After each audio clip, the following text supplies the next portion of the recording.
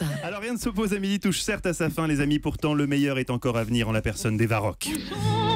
Tous mes amants. Oui, C'est pas possible. au prix d'une tragique traversée du désert sentimental de 5 ans, Eva est devenue une experte média des plus pointues, juste après Philippe Vandel. Chaque soir, avec son meilleur ami, un seau de Knacky Balls goût bacon, qui lui ne la trahira jamais, elle défriche pour vous le meilleur de la télévision. Et là, Mais miracle, elle a même regardé Arte. J'ai regardé Arte, mais d'abord, une question, et notamment à Guy. Saviez-vous que le dictateur coréen dont vous venez de parler adore le cinéma, et notamment les films d'action d'un certain Mathieu Stanis, au point qu'il a décidé de le kidnapper pour qu'il réalise un film que le leader a lui-même écrit, une adaptation de King Kong. Écoutez plutôt. Qu'est-ce que je fous là? Bienvenue, cher ami, dans notre démocratie populaire. Le commandeur vous a choisi pour réaliser un film. J'ai moi-même écrit le scénario. Je vous présente King Kong.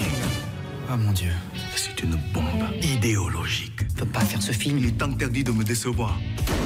En fait, il s'agit bien d'une série que Arte avait déjà prévue depuis très longtemps, bien avant qu'éclate cette crise avec la Corée, et qu'il diffusera jeudi 14 septembre, une série hilarante qui s'appelle Kim Kong, et de Simon Jaboka et Alexis Le Sec, avec Jonathan Lambert dans le rôle du réalisateur. Sauf que je voulais vous en parler parce que c'est une histoire vraie, celle de Shin Sang-ok, qui est cinéaste sud-coréen, enlevé et retenu entre 1978 et 1986 en Corée du Nord, qui a été contraint de réaliser une dizaine de films pour le régime autoritaire, et il est d'ailleurs l'auteur d'un remake de Gonzilla et pas de King Kong dans ce cas-là. La série est très réussie, c'est Jonathan Lambert qui est irrésistible dans le rôle du cinéaste déprimé mais qui finit par se passionner pour son sujet, et la fiction est d'autant plus intéressante qu'elle colle évidemment à l'actualité et qu'elle pose la question de la création artistique sous la contrainte.